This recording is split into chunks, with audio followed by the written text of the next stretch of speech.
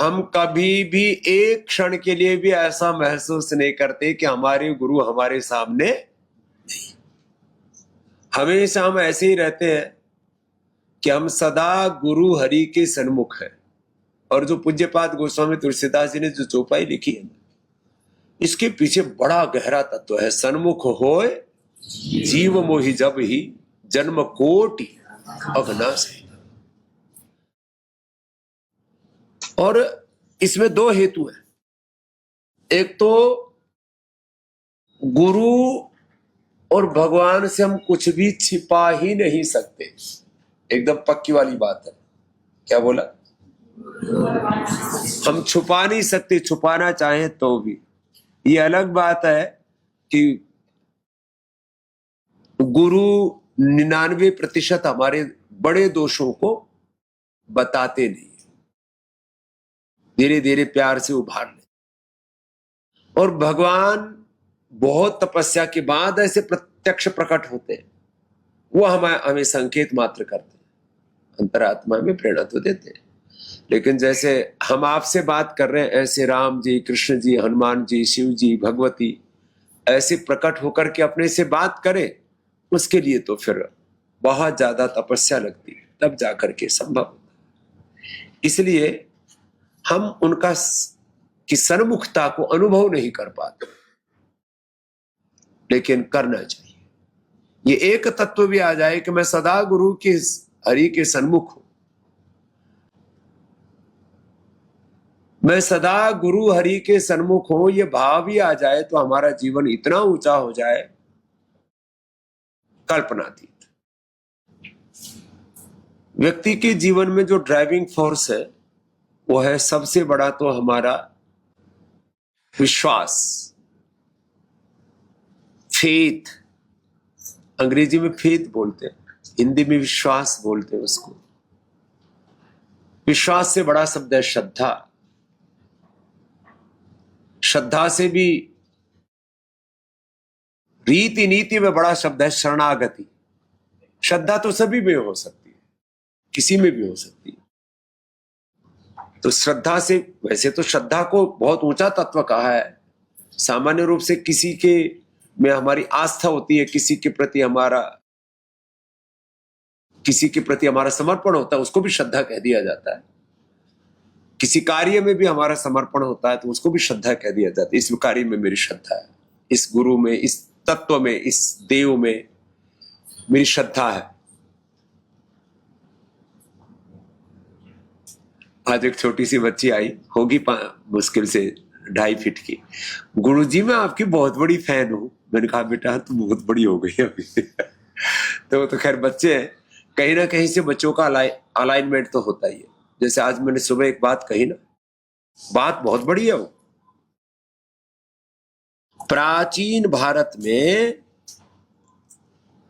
कोई भी नचइये गवैयों को अपना आदर्श नहीं मानता। ये जो आज नालायक नायक और खलनायक नायक बन गए ना, और मैक्सिमम लोग उनको कोट करते हैं। आश्चर्य की बात है, संसद में भी कोट करते हैं, किताबों में आजकल कोट करने, बातचीत में कोट करने लगे।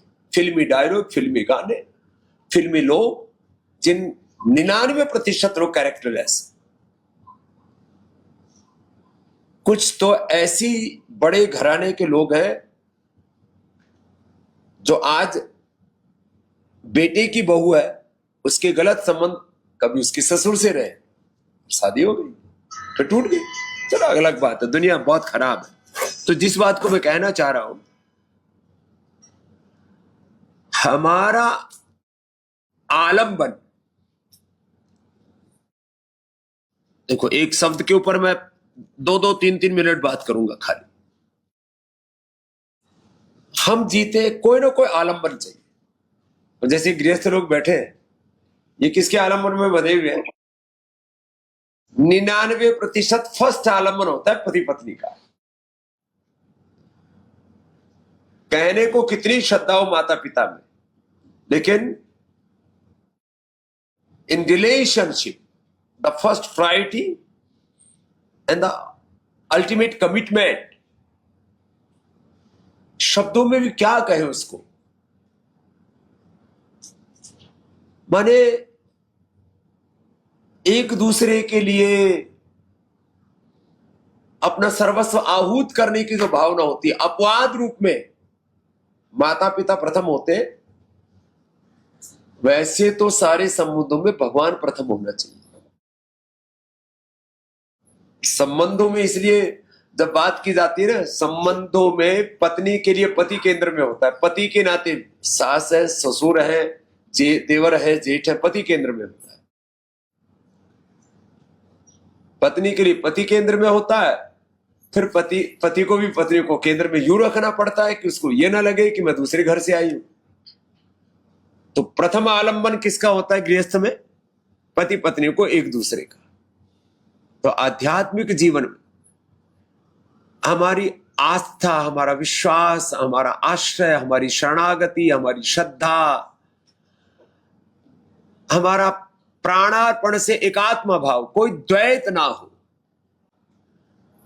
और यदि ये पूज्य आचार्य श्री जी आ गए, जीवन की जो ड्राइविंग फोर्स है वो है हमारा आलंबन। ये बहुत बड़ा है। इसको आलंबन के ऊपर घंटों बात करें तो कम पड़ेगा। सार रूप में कह रहा हूं, व्यक्ति का जो इमोशनल अटैचमेंट है, सबसे ज्यादा अटैचमेंट कि this is ultimate for me, कि ये मेरे लिए इससे बड़ा और कुछ नहीं हो सकता। ऐसे जिनके लिए आध्यात्मिक जीवन में गुरु हरि अंतिम आदर्श, और वैसे हमारे पूरी सनातन संस्कृति की रचना और पूरी हमारी जो व्यवस्था है उसमें भगवान को केंद्र में रखते थे। इसलिए उपनिषदों में भी जो बात कही ना, एतद आलंबनम श्रेष्ठम एतद आलंबनम परम एतद आलंबनम ज्ञात्वा ब्रह्मलोके में, वो जीते जी ही जीवन मुक्त हो जाते हैं और जीते जी वो स्वर्ग में रहते हैं जो गुरु हरि के आश्रय में रहते हैं। और गुरु के नाते जैसे हमको अब देखो, संसार में कहा सुनी थोड़ी अलग बात होती है, लेकिन पारमार्थिक दृष्टि से ये बात, ये परम सत्य है। हम पूज्य आचार्य श्री को भगवान का विग्रहवान स्वरूप मानते हैं। हम आप सब पूज्य सन्यासियों को, और इसलिए आपको हम पूज्य शब्द बोलते हैं, किसी को लोग दिखावे के लिए नहीं। लोक में तो कोई बोलता ही नहीं, अपने शिष्यों को कौन पूज्य बोलता है? हम अपनी बेटियों को पूज्या बोलते हैं, श्रद्धामयी बोलते हैं, योगिनी ब्रह्मवादिनी आदि शब्द बोलते हैं। तो ये खाली शब्द खाली इसलिए नहीं कि हमने व्याकरण शास्त्र पढ़ा इसलिए बोलते हैं। हम सब में एक भगवती का ही दर्शन करते हैं। माने भगवान को यदि दो शब्दों में कहा जाए, भगवान और भगवती, माने भगवान जो परात्पर ब्रह्म है और भगवती भगवान का संपूर्ण जो ऐश्वर्य। इसलिए हम शिव को क्या बोलते हैं? अर्धनारीश्वर, अर्थात शिव परात्पर ब्रह्म भी है और जो सगुण साकार सारी सृष्टि है भगवान के संकल्प से उत्पन्न हुई है। तो हम पूज्य महाराज जी को भी भगवान का स्वरूप मानते हैं, माता जी को भी भगवती का स्वरूप मानते हैं, और इसी भाव चेतना में हम जीते हैं, कहने की बात नहीं। और इसलिए एक क्षण के लिए भी अद्वैत भाव नहीं आता, द्वैत भाव नहीं, भाव में अद्वैत ही रहना चाहिए। पहला शब्द मैंने बोला क्या? आलंबन। क्या बोला? बोलो आलंबन। तो सदा गुरु हरि का आलंबन बोलो। गुरु ग्रंथ गोविंद, ऐसे हमारे महापुरुष तीन शब्द बहुत बोलते हैं। गुरु ग्रंथ गोविंद का जिनको आलंबन रहता है, उनके जीवन में एक क्षण के लिए भी कोई अकेलापन, सूनापन, खालीपन। अब अकेला, इसके विपरीत क्या है? यही तो है पूरी दुनिया में, अकेलापन, सूनापन, खालीपन। उसको भरने के लिए क्या करते हैं लोग? पिक्चर देखते हैं। उसको भरने के लिए क्या? इधर उधर हांटते फिरते हैं। और उनसे पूछो, देश विदेश में घूमने जा रहे हैं और घूम फिर करके और टायर्ड हो करके वापस लौट रहे हैं। घूमने फिरने से सुख नहीं मिला। विदेशों में लोग 5 दिन कमाते और 99% 2 दिन में लुटाते। 5 दिन कमाएंगे, फिर 2 दिन कंट्री साइड में चले जाएंगे। सब लगभग 90% लोग कर्ज लेकर के रखते, कर्ज पर घर, कर्ज पर गाड़ी। यदि नौकरी से हट जाए, कहीं इनकम कम हो जाए तो डिप्रेशन में चले जाते हैं लोग, सुसाइड कर लेते हैं। यहां तक कि क्यों? खर्चे इतने। घर खरीद लिया 5 करोड़ का, 5 करोड़ की गाड़ी खरीद ली कि क्या ईएमआई क्या बोलते हैं, अब हमको तो ईएमआई का फुल फॉर्म भी नहीं पता क्या है। लेकिन जो भी उनकी इनकम होती है करीब 80% घर, गाड़ी और रोजमर्रा का खर्चा, लाइफ में स्टैंडर्ड मेंटेन करना पड़ता है। क्या शब्द बोला पहला? यदि सतपुरुषों का, सदग्रंथों का, गुरु ग्रंथ गोविंद का आलंबन नहीं होगा, कोई शब्दांतर का भेद, शब्दांतर, बाकी कोई तत्व का भेद नहीं, तो क्या आएगा जीवन में? सोनापन, अकेलापन, खालीपन, मायूसी, उदासी। अच्छा, हमसे कभी किसी ने पूछा, इंटरव्यू आदमी पूछ लेते हैं लोग, आपको कभी खालीपन होता है? सोचे खालीपन क्या होता है, पहले तो ये सोचना पड़ता है। खालीपन, सूनापन, ऐसा आलंबन रहेगा ना, कभी भी जिंदगी में अकेलापन, सोनापन और असुरक्षा का भाव नहीं आएगा।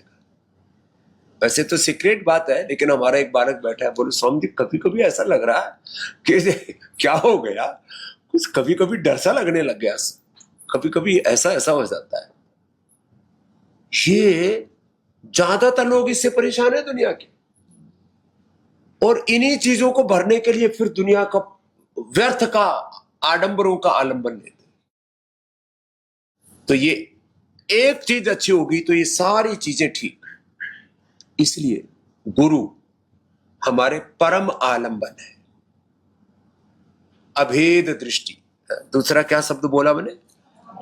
आलंबन और अभेद। गुरु के साथ पूरे पूरे अस्तित्व से एकात्म। और इसके दो महिमा बताता हूं। गुरु में जब अभेद है तो द्वैत खत्म। व्यवहार में द्वैत बोला जाता है, गुरु और शिष्य है, भक्त है, भगवान है, माता पिता है। माता पिता में बच्चों में कोई भेद नहीं होता है, दोनों का डीएनए एक है, सब कुछ एक है, खाली व्यवहार का भेद है। व्यवहार में बस दो मानने पड़ते हैं एक व्यवहार चलाने के लिए संसार का। चलिए, तो अभेद होने से दो लाभ, एक तो सारी समस्याएं खत्म। अगली बात, जब आप गुरु के साथ अभेद हो जाते हैं तो गुरु का सारा व्यवहारिक और सारा पारमार्थिक ऐश्वर्य आपको अपने आप मिल जाता है। ये बहुत बड़ा तत्व है। साधु जीवन की, मैंने पहले भी कहा था, साधु जीवन के, आध्यात्मिक जीवन के दो बड़े तत्व हैं। एक तो वैयक्तिक जीवन में पूर्ण निर्दोषता। क्या बोला?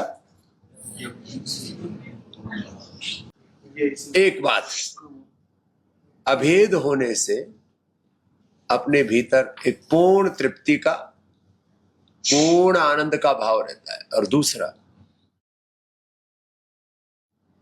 और जो बात मैं कह रहा था, आध्यात्मिक जीवन के दो बड़े साधन, वैयक्तिक जीवन की पूर्ण निर्दोषता, अपने भीतर कोई भी स्थूल विकार ना हो और सूक्ष्म विकारों के प्रति इतनी सजगता आ जाए कि उनको हम तुरंत हटा सके।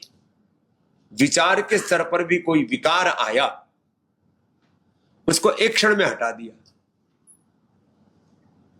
काम का, क्रोध का, लोभ का, मोह का, अहंकार का, अविद्या, अस्मिता, राग, द्वेष, अभिनिवेश, ये बड़ी सूक्ष्म साधन है कि विचार के स्तर पर भी विकार ना आए, किसी भी प्रकार का कोई दोष ना आए, सब अपूर्णताओं से मुक्त हो सके। और ये बहुत कठिन नहीं है, एक गुरु के आश्रय से ये एकदम ये चीज उपलब्ध हो जाती।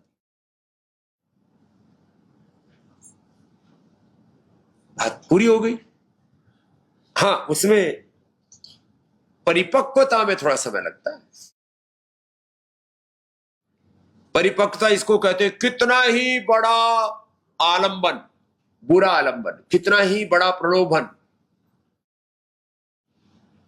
किसी मातृ शरीर के लिए कोई लाख शक्तिशाली, ऐश्वर्यशाली, परम सुंदर पुरुष शरीर के लिए कोई परम सुंदर स्त्री कोई संसार में स्त्री या पुरुष का आकर्षण, ऐश्वर्य का आकर्षण, धन दौलत का आकर्षण, सत्ता संपत्ति का आकर्षण, वो आपको डिगा ना सके, हिला ना सके, आपको अपने स्वरूप से नीचे ना ला पाए।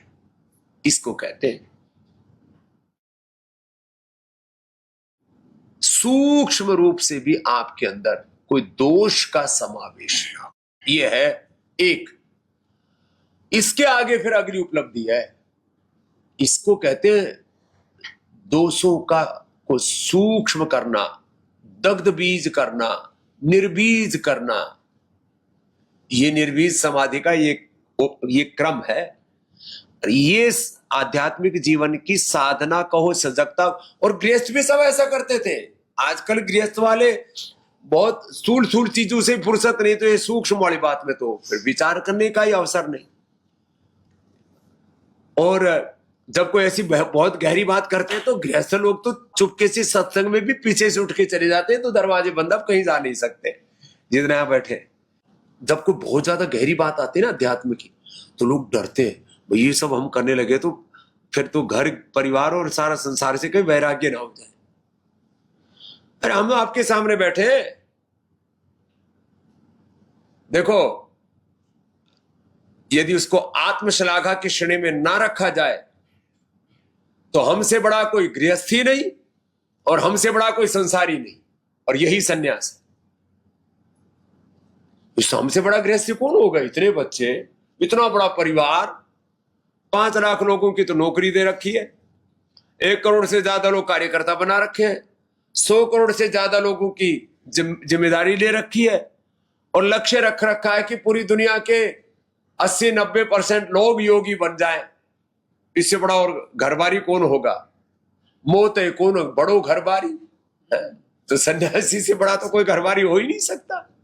दूसरी बात, जब सूक्ष्म दोष भी हमारे मिट जाते हैं,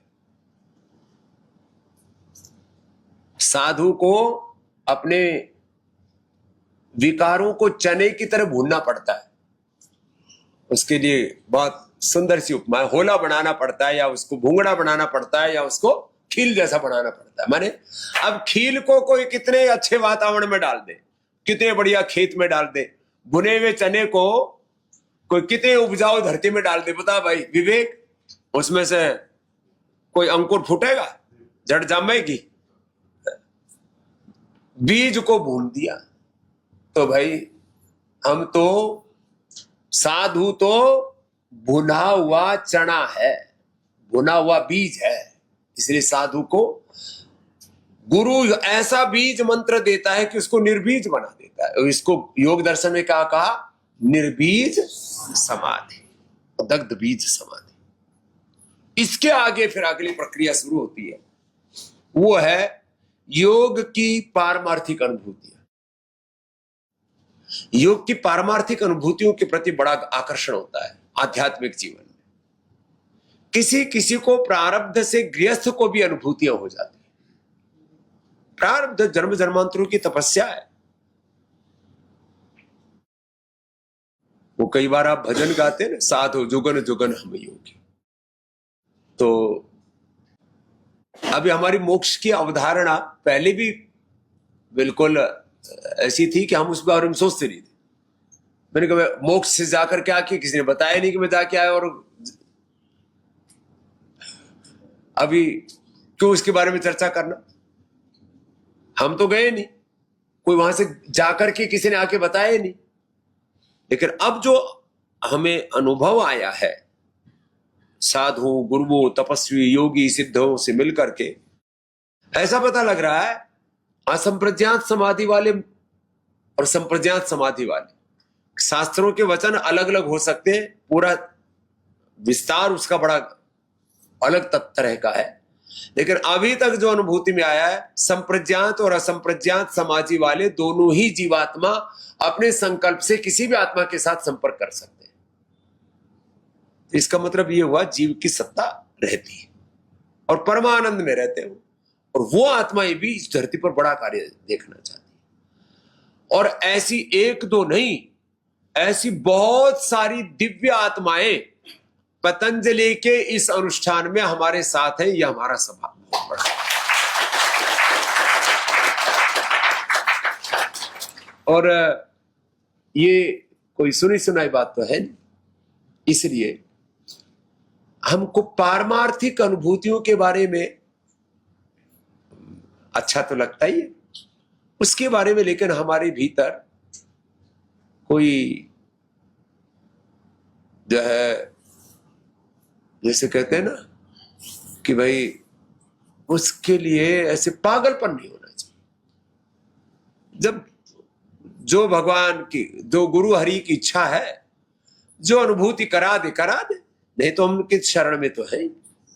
तो आध्यात्मिक जीवन की एक उपलब्धि विकारों का निर्बीज होना, दग्धबीज होना, और दूसरा है पारमार्थिक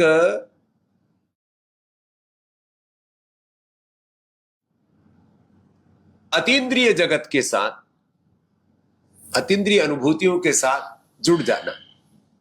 तो हमने आपको पहले भी इस बात को कहा हुआ है, क्योंकि हमको हमारे गुरुओं ने उसके लिए आश्वस्त किया हुआ है कि जितने भी पतंजलि के साथ वो होंगे उनको इसी जन्म में पारमार्थिक अनुभूति हो जाएगी। ये गुरु का आशीर्वाद हमें प्राप्त है। वाह!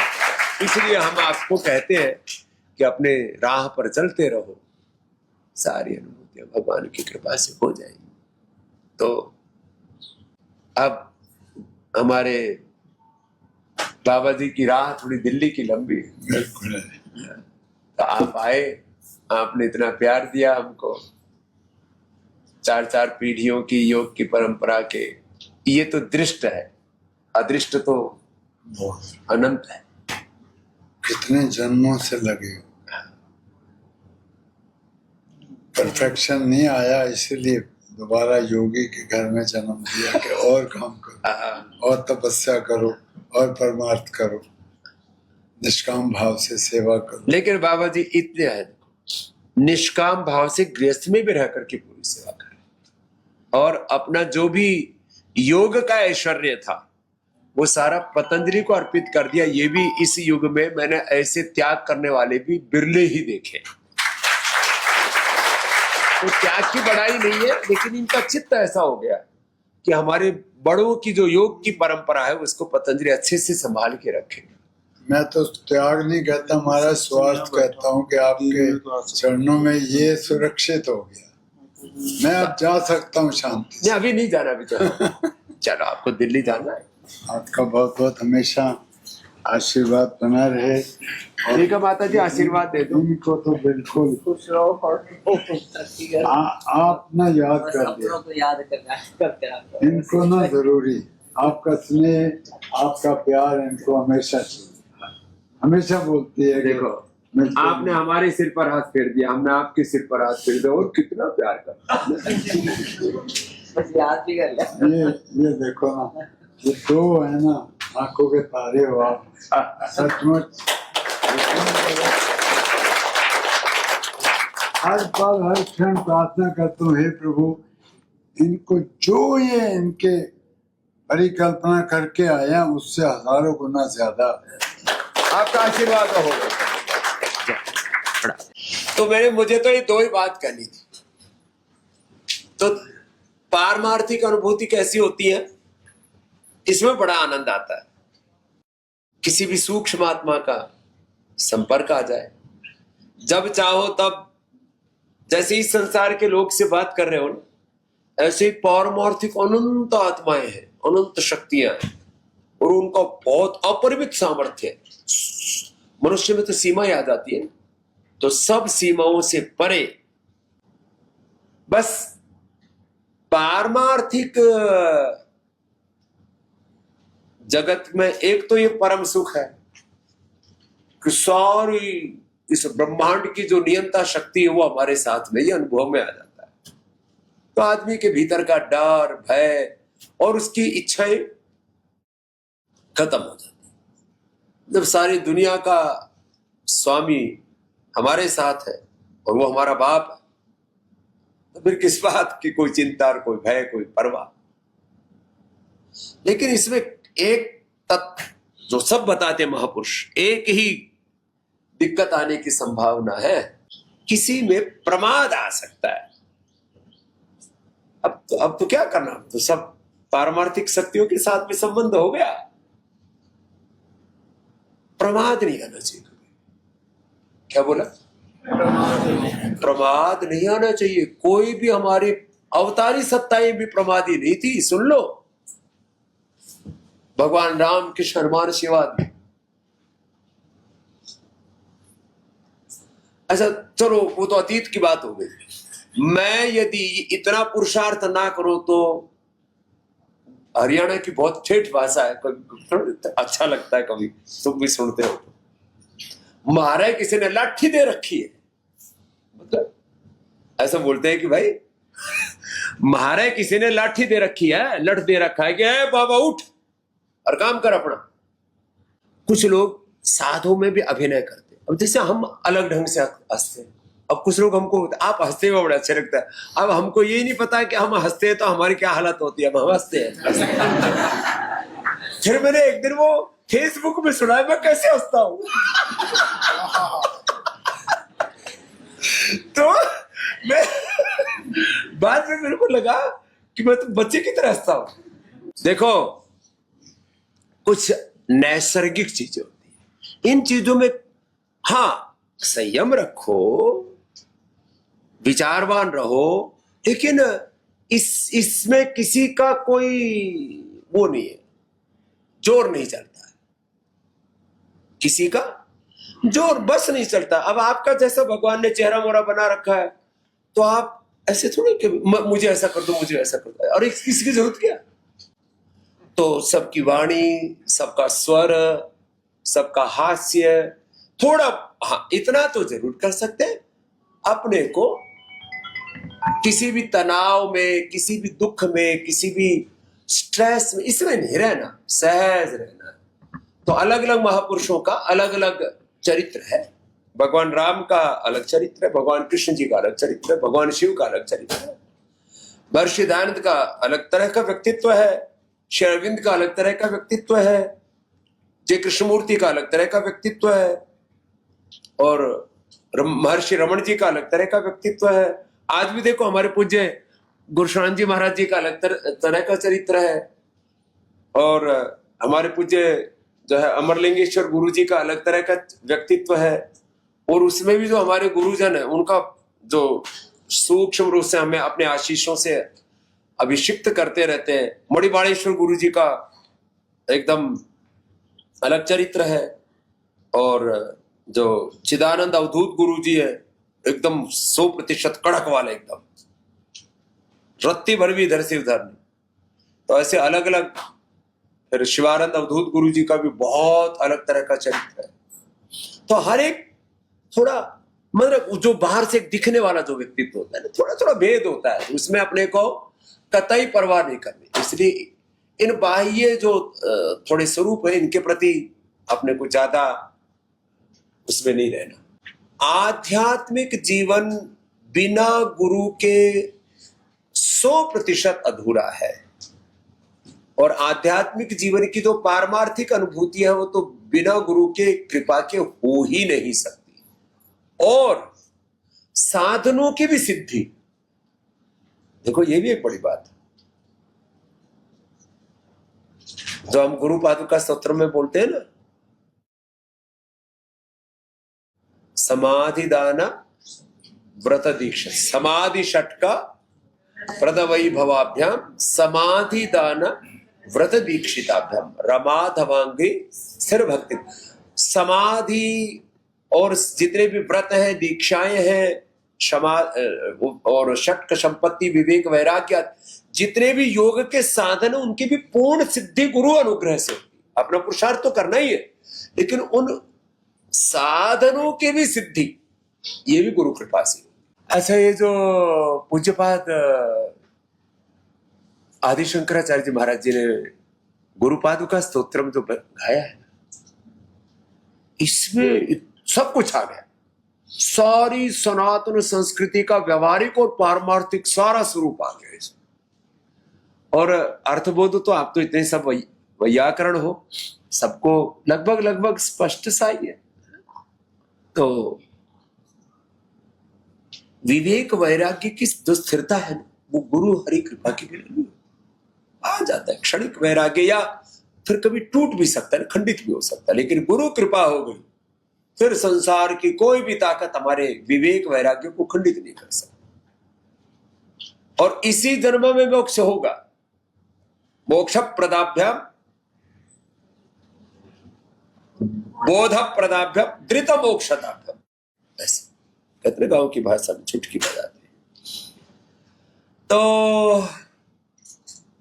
निश्चिंत रहो, इसी जन्म में सारे योग अध्यात्म के साधन भी सिद्ध होंगे, विवेक वैराग्य भी सिद्ध होगा, वैराग्य और साम्राज्य भी सिद्ध होगा,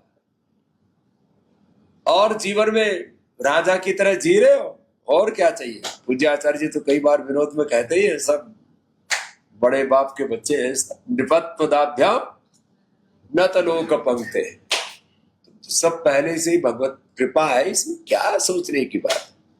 हाँ त्यागी जी, आप कोई अनुभव सुना।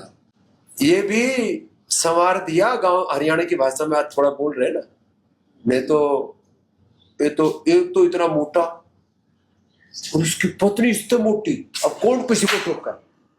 वो हो गई कितने किलो की? वो थी महाराज जी 98 की। और वो कितनी हो गया, क्या नाम बेटी का? मोल है। अब मेरे ख्याल से 52 की। देखो ये अब एक ही बार ठोका बेटा ठीक हो जाए, और ये 117 इतना मोटा था ये, और इतना फिर उससे क्या शरीर का मेटाबॉलिज्म गड़बड़, किसी हड्डियां गल गई अंदर से, हड्डियां गल गई, सच्ची बोल रहा हूं। कौन कौन सी हड्डी गली थी? 3 गुटके गले थे, रीढ़ की हड्डी के 3 गुटके बता रहा, हड्डी को भी गुटका बता रहा। 3 मण के, बैठी बरा बोलते हैं अंग्रेजी में, ये थोड़ा कम पढ़ा लिखा है ना, लेकिन पढ़े लिखों के पर काटता है, बहुत तेज है। तो 3 वर्टिब्रा गड़ गए थे, और कैसे ठीक किया? गोधन अर्क पिला करके, ये सबसे बड़ा प्रमाण बैठा है। गोधन अर्क कितने दिन किया? अभी आपने 1-1.5 साल पहले से कम कराया, वरना मैंने 2009 से लेके छोड़ा ही नहीं था। और जिस दिन मैं दवाइयां खा रहा था तो स्वामी जी बोले मेरे को, तेरी तबीयत कैसी है? मैं भजन रिकॉर्ड कर रहा है, पूरी बेल्ट लगा रखी है, ऐसे चल रहा कुकजू की तरह। कहले कैसी तबीयत है? तूने दवाई खाई? जी वो तो खाड़ी, वो नहीं पिया। क्यों? मैंने कहा जी बदबू आ गया। तो एक पड़ा, जहर पिला रहा हूँ, पी ले। तो उस दिन से पीना शुरू किया। फिर तो कितना पीते थे? तो सुबह सुबह उठते ही 25 से कम हाँ इतना डाला उसमें गिलास में, सुबह उसमें उतना गुनगुना पानी मिला के ऐसे पीता। और ये मतलब आज इसकी पूरे देश में प्रतिष्ठा होगी। देखो गुरु से ये तो है, ये तो अब ये गुरु लोग भी इसे मार्गदर्शन देते। आचार्य जी ने जी एक बार एक कार्यक्रम में, मैं सबको अपने ऑफिस में बताता हूँ कई बार, हाँ। मैं आचार्य जी के साथ सेवा में जैसे चले जाता हूँ तो आज तक गए हम लोग, आज तक के अंदर वो कर रहे थे। तो एक ने आचार्य तो आज तक टीवी चैनल तो हम एक उसमें गए, मेरे प्रवचन था हाँ प्रवचन था। तो उसमें एक खड़ा हुआ पत्रकार, उसने कहा आचार्य जी सिगरेट नहीं छूटती, शराब नहीं छूटती और परेशान रहता हूँ। आचार्य जी ने छूटते उसे क्या अपने स्टाइल में बोलते हैं, आचार्य जी दिमाग खराब करता, काम नहीं करना चाहता तू तो ऐसे ही बोले, दिमाग खराब करता, काम नहीं करता, क्या डिप्रेशन होता है? तो हमसे पूछो, हम 1 मिनट में साइंटिस्ट होते, 1 मिनट में हम आश्रम चला रहे होते, 1 मिनट हम फाइनेंस देख रहे होते। आचार्य ने सारी लिस्ट गिना दी उसको, कह रहे तुम्हारा पता है क्या सीन है, तुम्हें काम करना नहीं है, तुम्हारे साथी को पता है कि तुम किस चीज से डिस्टर्ब होते हो, वो सुबह सुबह आता है और आके तुमको एक फुर्रा छोड़ देता है कि फलाना ये कह रहा था, और तुम उस फुर्रे में सारे दिन अटके रहते हो। उसको पता है जो फुर्रा छोड़ो ये काम करेगा नहीं, वो काम करके चला जाएगा और वो आगे बढ़ जाएगा। गुरु की शरण में आके इसके खुद जीवन अच्छा हो गया, पति पत्नी अच्छे से जीने लग गए, बच्चे अच्छे योग्य हो गए, एक बच्चा पायलट बन गया, एक बच्चा जो है सारे बड़े बड़े स्टारों के शो करवाता है, करोड़ों का साम्राज्य खड़ा कर लिया। बिटिया वहां है आचार्य लंदन में है जी। भौतिक सक्सेस जिसको बोलते हैं दुनिया में, तो गुरु के वैराग्य साम्राज्य सब निपत्व दाभ्यम सब अनुभव आ गया इसका। देखो ये जो बैठा है ना विवेक, अब तो भगवान की कृपा से बहुत इनके एक बार ऐसी स्थिति आई 101 करोड़ का बैंक का स्थिति बता ना, बता क्या स्थिति बन गई थी। मेरे को पोजीशन बहुत ही ज्यादा क्रिटिकल थी, तो मैंने कहा कोई नहीं घबराओ मत, फाइनेंशियली क्रंच में आ गया था। और ये 2019 की बात है, कोई बहुत पीछे की बात नहीं है। और मेरे का धीरज रखो। स्वामी जी का आशीर्वाद और आचार्य जी का आशीर्वाद इतना मिला मुझे। आज जो कृपा है, हमारी कंपनी इंडिया में लिस्टेड भी है, आईपीओ भी अभी पिछले 1 साल में है। अब तो हजारों करोड़ का, बीच में तो अब ठीक है वो शेयर ऊपर नीचे अलग बात है, मतलब 100 करोड़ का कहा तो कर्ज था और फिर इनको एक्स्ट्रा 1500 करोड़ मिल गया, उसको फिर इन्होंने अपने मर्जी से इधर उधर लगा दिया, जमीन में शेयर में इधर उधर। मैंने 100 करोड़ से मतलब रियलिस्टिक वे में देखो तो 1500-2000 करोड़ आज इनके पास में सरप्लस में आ गए। तो आदमी को हौसला रखना चाहिए, संकट संघर्ष चुनौती आती रहती है, तो सांसारिक बात की। चलो आज स्वामी जी, चाहे वो आदरणीय प्रमोद जी हैं चाहे मैं, आज हमारी पहचान आपसे। आपने अगर काबिल ना समझा होता, वहां ना बिठाया होता, तो वो चीज आज प्रमोद जी भी कहते हैं और मैं भी कहता हूं कि अगर इस चैनल में कुछ भी गड़बड़ हुआ तो हमें कोई नहीं जानता। यही आएगा खबर में कि पूज्य स्वामी रामदेव जी और आचार्य बालकृष्ण जी के आस्था और संस्कार चैनल में हुआ ये गड़बड़। तो हमें उनकी प्रतिष्ठा को देखते हुए चलना है। हमें कोई ऐसा काम नहीं करना कि उन तक कोई आज पहुंचे, तो हम कोई ऐसा काम नहीं करते, बस ऐसे ही करते रहना। चलो बहुत बहुत आशीर्वाद आज, और हर पल 365 दिन ऐसे ही सब गुरु हरि की शरणागति में रहें और सदा अपने जीवन को मंत्र जाप कैसे करें, उच्च चेतना में रखें और आनंद से आगे बढ़े। ओम शांति शांति शांति।